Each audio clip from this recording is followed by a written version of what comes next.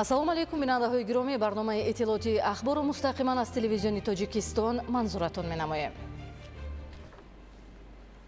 15 апрел дар асоси дастуру супориши президенти ҷумҳурии Тоҷикистон пешвои миллат муҳтарам Эмомалӣ Раҳмон дар доираи тадбирҳои олии башардӯстона, татбиқи сиёсати иҷтимоии давлат ва саҳмгузорӣ дар ҳалли мушкилоту оқибатҳои ба бор овардаи офати табиӣ дар минтақаи Рашт, аз ҷумла таҳкими минбаъдаи раванди рушди иҷтимоиву иқтисодии мардум, корвони навбатии мошинҳои пурбор бо кӯмаки аз ҷониби пешвои миллат муҳтарам Эмомалӣ Раҳмон барои мардуми аз заминларзаи зарардидаи ноҳияҳои Рашту Тоҷикобод сафарбар гардид. Ёдрас мешавем ки рӯзи 13 апрел дар натиҷаи заминларза ки соати 9:24 дар ҳудуди ҷумҳурии Тоҷикистон ба қайд гирифта шуд, дар ноҳияҳои Рашту Тоҷикобод хисорот ба бор овард. Бо назардошти саривақт бартараф намудани паёмадҳои ин офати табиӣ, расонидани кӯмак ба мардум ва бартараф намудани мушкилиҳои пешомада, комиссияи ҳукуматӣ саривақт сафарбар гардида тадбирҳои муассир андешида мешаванд. Фахриддини Муҳаммад Юсуф гузориш медиҳад.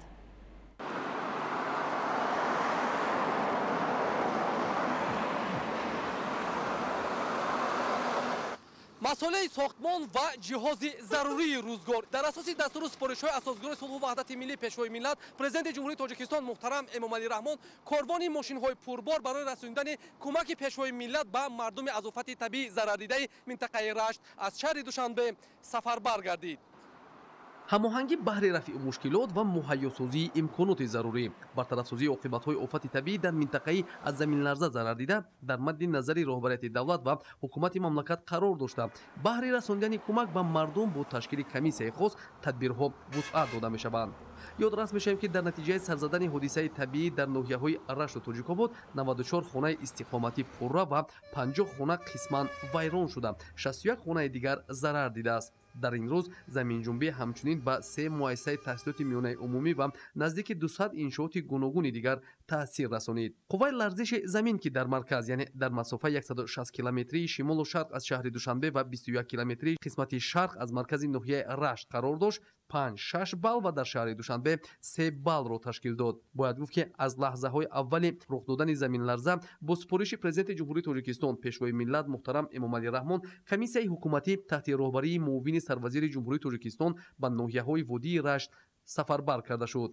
ҳоло дар маҳалли ҳодиса аз ҷониби комиссияи ҳукуматии иборат аз намояндагони роҳбарияти вазорати идораҳои вобаста ба ҳолатҳои фавқулода, захираҳои давлатӣ, сохтмон, геология, заминсозию геодезӣ ва мақомоти маҳаллии иҷроияи ҳокимияти давлатӣ омӯзиш ва бартарафсозии оқибатҳои заминҷунбӣ идома дошта, ба мардуми зарардида кӯмаки фаврӣ расонда мешавад. аз ҷумла дар навбати аввал дар асоси дастури ҳидоятҳои хос маҳсулоти хӯрока ва ашёи зарурии будубоши муваққатӣ таъмин гардид. از دستگیری‌های دولت از پرزیدنت محترم امامعلی رحمان می‌ندارگی خود می‌رسونم که به همه جبردیدگان یاردم می‌کند. ما خرسندیم همین کمک‌هایی که نه داده با اومده سودا корвони мошинҳои пурбори кӯмакҳои пешвои миллат президенти ҷумҳурии Тоҷикистон муҳтарам Эмомалӣ Раҳмон иборат аз маҳсулоти сохтмонии симент, арматур, чӯбу тахта ва дигар лавозимоту ашёи сохтмонӣ субҳи рӯзи 15 апрел ба ноҳияҳои Рашту Тоҷикобод сафарбар гардида дастрас карда шуд. имрӯз дар партави дастури супоришҳои президенти ҷумҳурии Тоҷикистон муҳтарам Эмомалӣ Раҳмон ба ҳар оилаи зарардидаи ноҳияҳои Тоҷикоботу Рашт орд, равған, шакар, марҷумак, биринҷ, макарон кӯмак расонида шуд. ҳоло тибқи сипориши сарвари давлат муҳтарам Эмомалӣ Раҳмон ҳаҷми зарар ва ҳолати воқеи дақиқ омӯхта шуда, баҳри ҳарчи зудтар бартараф намудани паёмадҳои ин заминларза тадбирҳои муассир андешида мешаванд. роҳнамоӣ ва сафарбарсозии гурӯҳҳои кӯмакрасон дар доираи тадбирҳои олии башардӯстонаи пешвои миллат, татбиқи сиёсати иҷтимоӣ ва саҳмгузорӣ дар ҳалли мушкилот амалӣ гардид. бояд гуфт ки имрӯзу ояндаи мардуми шарафманди кишвар ҳамеша дар мадди назари асосгузори сулҳу ваҳдати миллӣ президенти ҷумҳурии Тоҷикистон пешвои миллат муҳтарам эмомалӣ раҳмон буда баҳри осудаҳолӣ ва рушду инкишофи ояндаи мардуми кишвар тадбирҳои самарабахш роҳандозӣ мегарданд. муҳайёсозии имконот ва беҳдошти шароити рӯзгор, хосан таъмини нишондиҳандаҳои некоҳолии мардум дар меҳвари сиёсати иҷтимоии ҳукумати ҷумҳурии Тоҷикистон қарор дошта. Дар ин замина расонидани кӯмакҳо ба мардуми аз офати табиӣ зарардида вусъат меёбад ва дар муҳлатҳои муайян дар заминаи дастури ҳидоятҳои пешвои миллат муҳтарам эмомалӣ раҳмон оқибатҳои офати табиӣ рафъ хоҳад шуд. чунин иқдоми саривақтӣ нишонаи сиёсати башардӯстонаи ҳукумати ҷумҳурии Тоҷикистон ва дар рӯзҳои мушкил канори мардуми шарафманд будани роҳбари давлат пешвои миллат муҳтарам эмомалӣ раҳмон мебошад.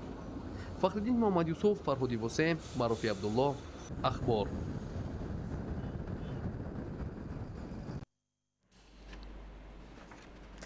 пойтахти Тоҷикистони зебоманзар шаҳри дилорои Душанбе нигини тоҷи миллат аст. рушду пешрафти бесобиқаи пойтахти мамлакат ки раванди созандагиҳо ва давраи муосири шаҳрсозӣ унвон мегардад, Душанберо чун шаҳри ҳамеша сабз, макони сайру саёҳат ва пойтахти амнтарин муаррифӣ кард. бо назардошти афзудани таваҷҷӯҳ, шаҳри Душанбе ба феҳристи даҳгонаи шаҳрҳои амнтарини ҷаҳон ворид гардида беҳтарин шаҳри саёҳат ва сайру гашти шабона муаррифӣ шудааст. ҷаҳонгир Сафарализода гузориш медиҳад. душанбе қалби Тоҷикистон ва хонаи умеду орзуҳои ҳар тоҷику тоҷикистонӣ мебошад. ин шаҳри зебо баробари соҳибистиқлолии мамлакат қабои тоза ба бар карда, марҳила ба марҳила пешрафту диққатҷалбкунанда гардидааст. самараи талошҳои доимии роҳбарияти давлат аст ки имрӯз Душанбе ба мизбони бонуфузтарин чорабиниҳои сатҳи ҷаҳонӣ табдил ёфтааст ва таваҷҷӯҳи оламиён ба он ҳамарӯза меафзояд. дар ҳама фаслҳои сол шаҳри Душанбе сарсабзу хуррам мушоҳида мешавад ки натиҷаи иқдомҳои созандаи раиси шаҳри Душанбе муҳтарам Рустами Эмомалӣ мебошад. тамоми гӯшаву канори пойтахти мамлакат шаҳри Душанбе бо гулҳои мавсимӣ ва бо тарҳҳои гуногун зебову назарабо гардидааст.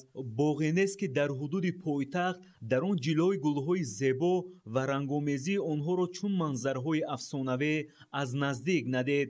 дар маркази пойтахт гулгаштҳои нав ва ҷолиби диққат бунёд гардида, онҳо чун нақшу нигорҳои миллӣ бо гулҳои рангоранг оро дода шудаанд.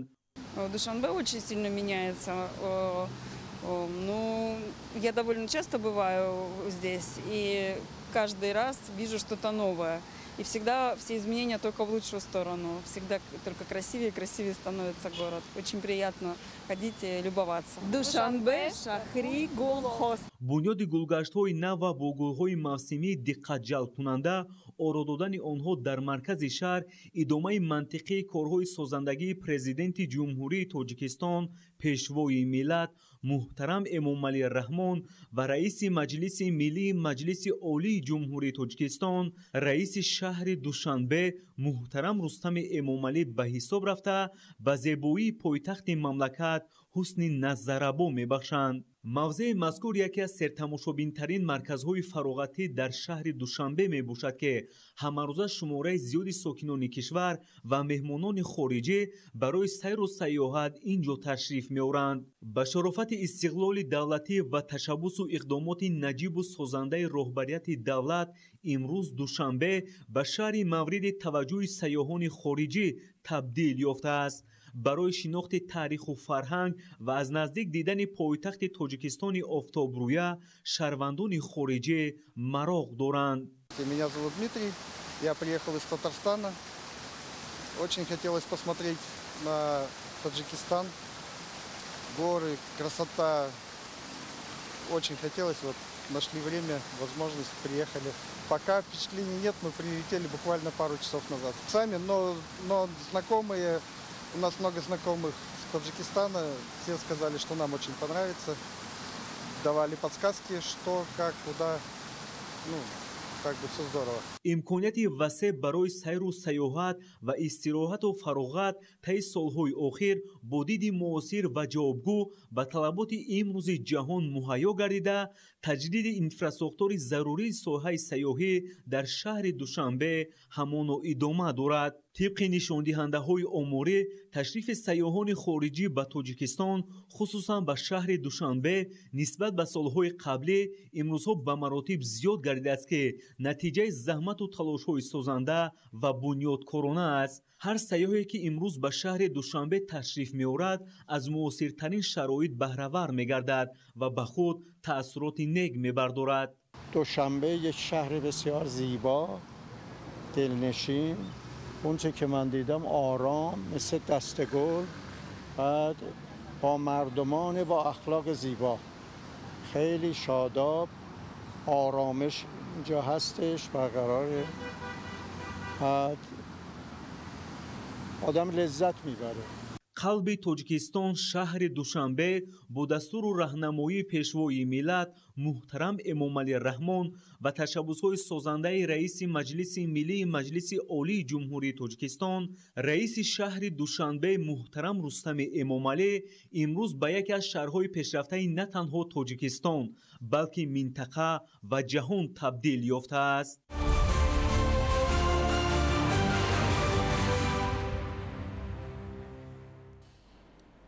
در شهر دوشنبه دومین فستیوال намоишгоҳи байналмилалии донишгоҳҳои давлатҳои хориҷӣ баргузор гардид. мақсад аз баргузории фестивал тақвияти фаъолият, густариши ҳамкориҳои илмӣ ва табодули таҷриба байни муассисаҳои олӣ унвон мешавад. гузориши навбатӣ дар ин хусус. дар китобхонаи миллии тоҷикистон фестивал намоишгоҳи дуюми байналмилалии донишгоҳҳои давлатҳои хориҷӣ ба кори худ оғоз кард.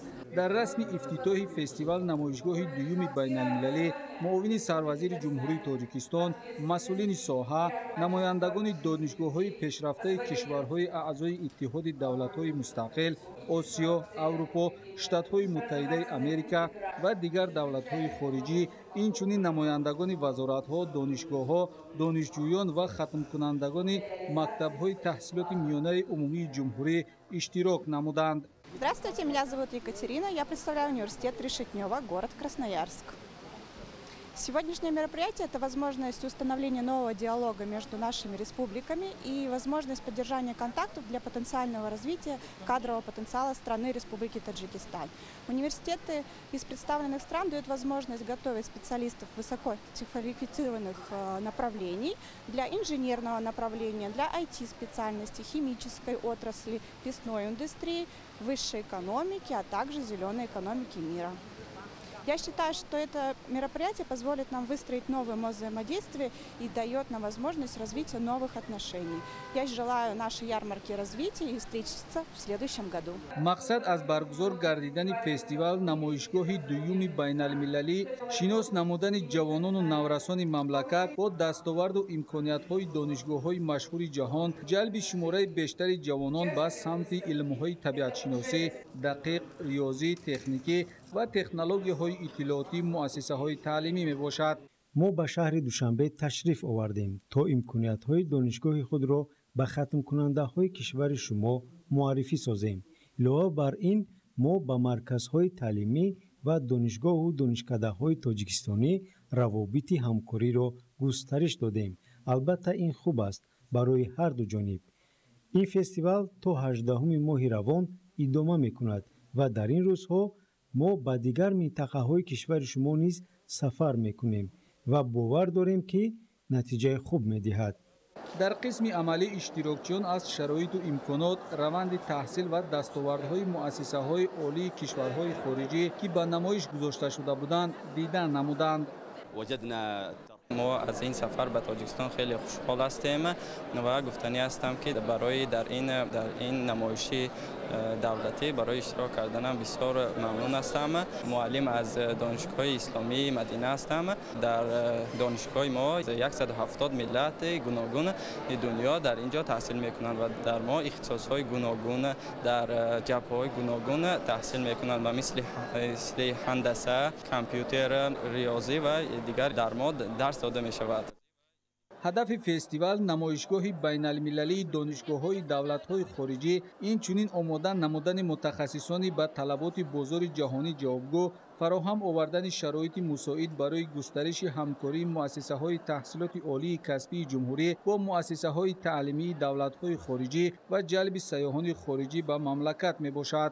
имрӯз дар ин ҷо мо барои он ҷо омадем ки бо донишгоҳҳои дигар бо намояндагони донишгоҳҳои дигар ҳамсӯҳбат шавем, аз таҷрибаҳои онҳо баҳра бигирем ва дар бораи донишҳои худ бо онҳо суҳбат намоем. мо бо чандин аз намояндаи дигар давлатҳо ошно шудем, бо онҳо ҳамсӯҳбат шудем, дар бораи донишгоҳи онҳо пурсон шудем. фестивал намоишгоҳи дуюми байналмилалӣ аз 14 то 18 апрел дар шаҳри Душанбе ва вилоятҳои Суғду Хатлон гузаронида мешавад. дар ин намоишгоҳ 180 нафар намояндаи 82 муассисаи таҳсилоти олӣ ва илмии 13 давлати хориҷӣ иштирок доранд.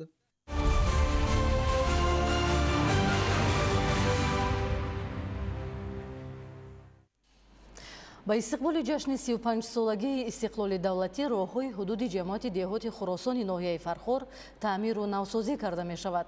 تا امروز جاده‌های 4 دهه این جماعت منفرش گردیده، تعمیر و از نوسازی راهها در دیگر دهه‌ها مرحله به مرحله ادامه دارد. جزئیات بیشتر در گزارش انورشاه سیدعلی زاده. پایداری استقلال دولتی جمهوری تاجیکستان زمینه مساعد فراهم آورد تا سیمای ظاهری شهر و نمایی مملکت روز از روز زیبا و نظربا گردد. بنیاد و تعمیر و نوسازی این یا آن انشاءات تعینات مختلف به استقبال جشن شایسته ملت 35 سالگی استقلال دولتی جمهوری تاجیکستان از اقدامات نجیب در راه رشد و پیشرفت و بهترسازی وضع انفراساختار در قلمرو مملکت به حساب می‌رود. در این راستا شروع از روزهای اول سال روان در جامعه شهرک و دهات ناحیه فرخار تدبیرهای راهسازی وسعتی بی‌سابقه دارد. سهمگذاری ساکنان زحمت‌قرین و اشخاص سخاوت‌پیشه و وطندوس جماعت دهات خراسان ناحیه در تعمیر و نوسازی راه‌های محلی بیشک گواهی واضح این گفته‌ها میباشد. به اطلاع مسئولان در حدود جماعت دهات خراسان ناحیه فرخار 7 دهه موجود است که منفرش‌کنی راه‌های همه دهه‌های آن به نقشه گرفته شده. تا امروز کارهای منفرش‌نمایی در 4 دهه از آن جمله در دهه تاجیکستان 1، 2 و نگمنظر 1 و 2 که بیش از 8 کیلومتر راه را در بر میگیرد انجام یافته است. با اطلاع راهسازان پهنایی راه‌های منفرش گردیده محلی از 5 تا 6 متر و قفسه آن باشد 10 سانتی متر را تشکیل می‌دهد. در این برابر همزمان در دهه‌های حیات نو 25 سالگی تاجیکستان و دولت باختور جماعت دهات خراسان ناحیه فرخار مرحله یکمی کارهای ساختمانی راه‌ها با مرام ادامه دارند که روزهای نزدیک منفرش کرده خواهند شد. در مجموع راه‌های محلی منفرش شونده زیاده از 20 کیلومتر را در بر میگیرد که چون این روند در حدود ناحیه به سابقه ارزیابی می‌گردد. پیرانی روزگار دیده جماعت دهات خراسان ناحیه فرخار از دستور و هدایت‌های رهبریت دولت و حکومت مملکت اقدام پیشگرفته ساکنان و صاحبکاران و اشخاص سخاوت‌پیشه روبلند زیرا رانندگان و پیاده‌گردان در فصل زمستان و بهار در نتیجه بارشات زیاد برف و باران در این مسیر به مشکل‌ها دچار می‌شدند و اقدام راه‌اندازی گردیده محض بهر رفع چنین مشکلات پیش گرفته شده است. دستور و هدایت‌های سازنده پیشوای ملت پرزیدنت جمهوری تاجیکستان محترم امامعلی رحمان جهت سهمگذاری در رشد انفراساختار دهات مرحله به مرحله زمینه مستحکم گذاشته ایستاده است. روند بی‌سابقه کارهای بنیادکاری سازندگی در انشاءات گوناگون تعیینات ناحیه فرخار بیشک ثابتگر این گفته‌ها می‌باشند. انورشاه سیدعلی زاده حامد شریف ناحیه فرخار اخبار.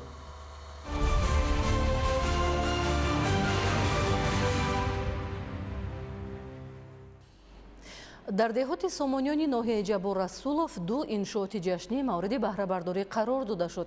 همزمان جهت اجرای دستور سپارش‌های پرزیدنت کشور محترم امامعلی رحمان اوید به فراگیری بیشتری کودکان به هزینه تحصیلات تا مکتبی در این دهات بنیاد یک کودکستان زمانوی آغاز گردید. عبدالوهاب عبدالستار و الیاس باباجان گزارش می‌دهند. ناحیه جبار رسولوف بنیاد 600 انشاءات گوناگون نقشه مکمل سازندگی به مناسبت جشن 35 سالگی استقلال دولتی جمهوری تاجیکستان. تا این زمان بیشتر از 80% نقشه اجرا شده. امروزها کارهای سازندگی و آبادانی با مرام ادامه دارد. در این روند ساکنان دهات سامانیان با تشبس‌های سازنده مقام اول را صاحبند. اینک در این دهات باز 2 انشاءات دیگر مورد بهره برداری قرار داده شد که هر دو هم برای ساکنان مهم و ضرور است. اولین انشاءاتی که در این روز به استفاده داده شد چاه عمودی می باشد. چاه عمودی در دهه زرافشان بنیاد شده با مورد بهره برداری قرار دادن آن 200 خواجگی با آب نوشاکی و پلیزی تامین گردید. برای بنیاد انشاءات 400,000 سامانی خرج شده است. در گذشته مشکلی مردم دهه زرافشان فقط آب بود.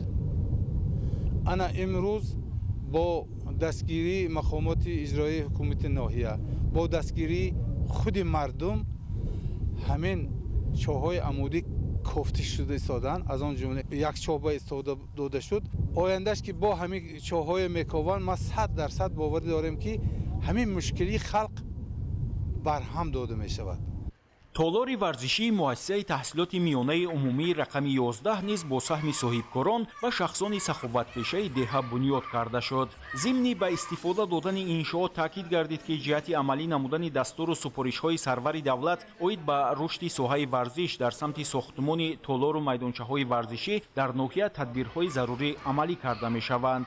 در این تالار نوی ورزشی برای مشق و تمرین شرایط مساعد فراهم آورده شده است. در ناحیه جبار رسولوف با مقصد اجرای دستور و سپارش‌های پرزیدنت جمهوری تاجیکستان محترم امامعلی رحمان که 28 دکبر سال 2024 در پیام بیان گردید، برای فراگیری بیشتری کودکان به مؤسسه‌های تحصیلاتی تا مکتبی تدبیرهای مشخص اندیشیده می‌شود.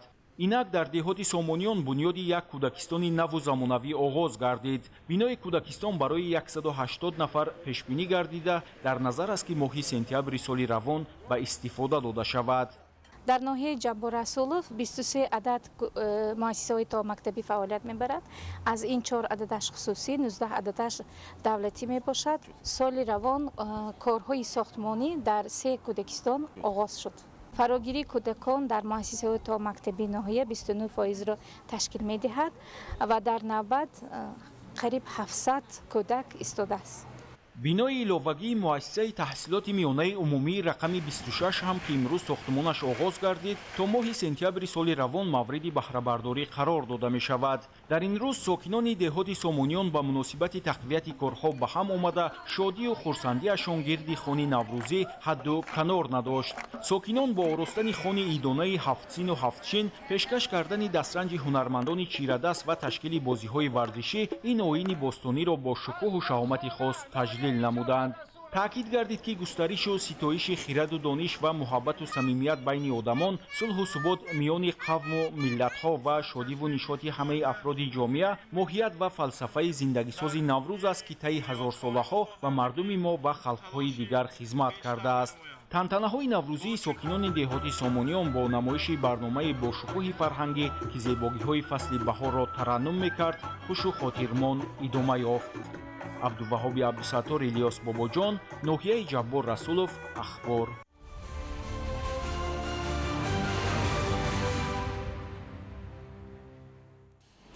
кишоварзони вилояти хатлон бо истифода аз имконоти мавҷуда дар таъмини бозори истеъмоли бо маҳсулоти хушсифати ватанӣ саҳми муносиб мегузоранд. бо мақсади самараноку оқилона истифода бурдани заминҳои дар ихтиёр дошта, сокинону кишоварзони вилоят ба натиҷаҳои назаррас ноил гардида кӯшиш доранд ки ҳосили фаровон ба даст оранд. гузориши маҳмараҷаб абдуллозода ва давлати файзулло.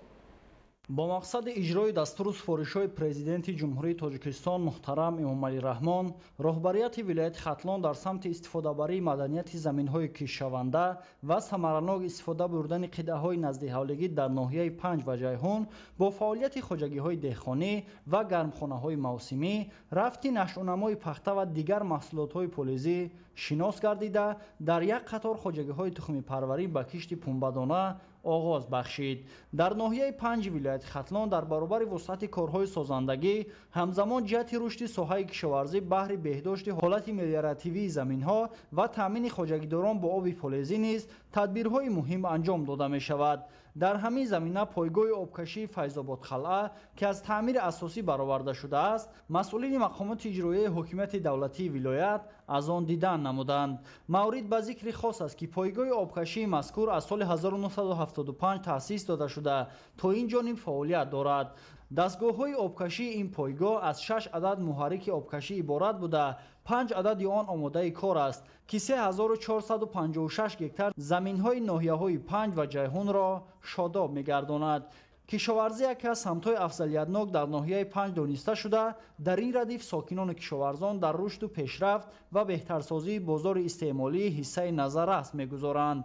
در حدود ناحیه بیشتر خواجگی‌های دهخانی فعالیت دارند که در این سمت به دستاوردهای زیاد نائل گردیدند. یکی از آنها کооپراتیو تجارتی تخم پروری به نام امامعلی رحمان به شمار می رود که 1341 گکتار زمین در اختیار داشته. از این حساب در 700 گکتار آن امسال پخته کشت کرده می شود. کشاورزان از تخمی نوهای لازر، دوستی، الیتا و لوتوس استفاده نموده انتظار آن را دارند که حاصل دلخواه به دست بیارند. ذکر گردید که از حساب زمین‌های خواجگی 1044 گکتار آن را زمین‌های آبی تشکیل می‌دهد. باید گفت که در ناحیه 5 و جیهون ساکنان در برابر خواجگی‌های دهقانی امروزها جهت ثمراناک استفاده بردن زمین‌های نزد حولگی خود تلاش نموده برای بهتر و خوبتر نمودن وضع روزگارشان تلاش می‌نمایند. با در نظر داشت این از جانب مقامات اجرایی حکومت دولتی ولایت ختلان در سمت استفاده برای زمین و فعالیت پرثمر کشاورزان توجه و امتیازها بیشتر روانه می‌گردد. امروزها در ولایت ختلان با دستگیری‌های دائمی اساسگزار صلح و وحدت ملی پیشوای ملت پرزیدنت جمهوری تاجیکستان محترم امامعلی رحمان با عملی‌گردانی رشد استوار ساحه کشاورزی از جمله تقویت‌یابی استفاده ثمراناک و عاقلانه زمین‌ها، تکنولوژی‌های معاصر کشت و پرورش زراعت و سبزیجات، استفاده تخم‌های خوش‌صفت و بلند حاصل رپرودوکسیونی، بلند برداشتن حاصلناکی زمین، افزون نمودن حجم استحصال محصولات رقابت‌پذیر وطنی و در مجموع تأمین فراوانی بازار استعمالی توجه خاصه روانه گردیده جهت افزون گردانیدن حاصلناکی زمین‌ها و از هر یک قطعه رویانیدن 2-3 حاصل تدبیرهای ضروری اندیشیده می شود. امید می رود که با مساعد آمدن وضع باد و هوا خواجگیداران و کشاورزان ولایت ختلان کوشش به خرج می دهند که صافدلانه مهنت کرده و عاقلانه استفاده بردن زمین‌های کارم و به دست آوردن حاصل باصفت در تأمین امنیت عضوخواری مملکت حصه نظر است گذارند. محمد رجب عبدالله‌زاده، دولت فیض الله، ولایت ختلان، اخبار.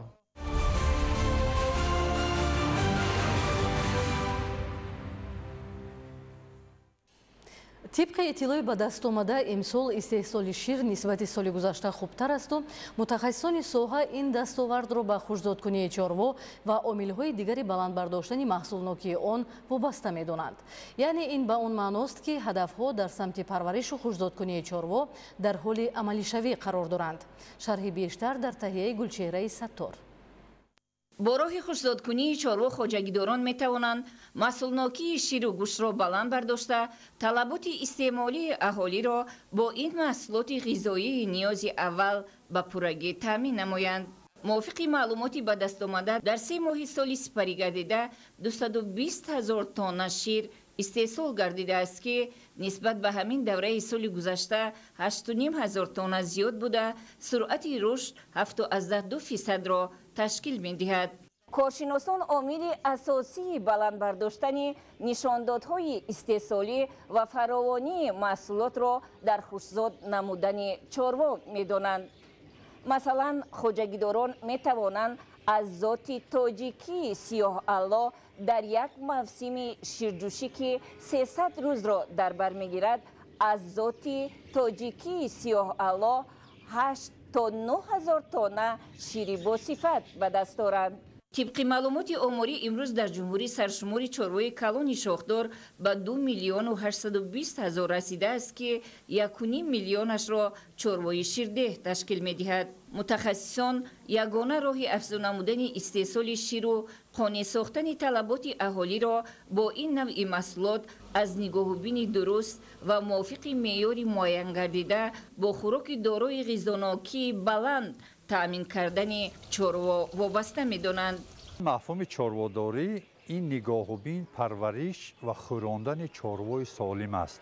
چارواداران جمهوری در سال 2024 وابسته به مساعد آمدن باد و هوا و ذخیره نمودن خوراک چاروا این اساس شد برای گرفتن محصولناکی بلند از چاروای سمت شیری. یعنی در سال 2024 چارواداران جمهوری به مقدار 1,180,000 تن شیر استحصال نمودند که نسبت به دوره سال 2023 60,000 تن زیاد است.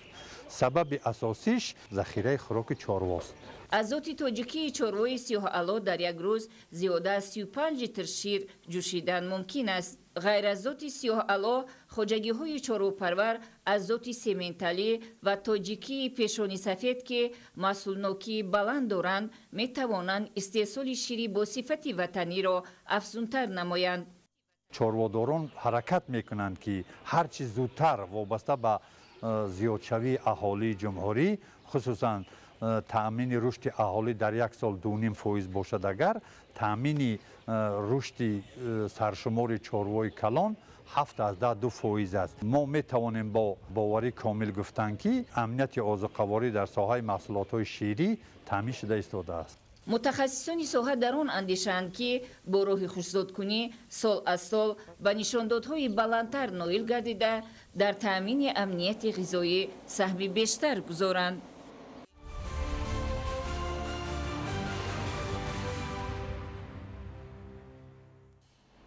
бинандаҳои азиз, ин буд нашри навбатии барномаи иттилоотии ахбор хайр. саломат бошед.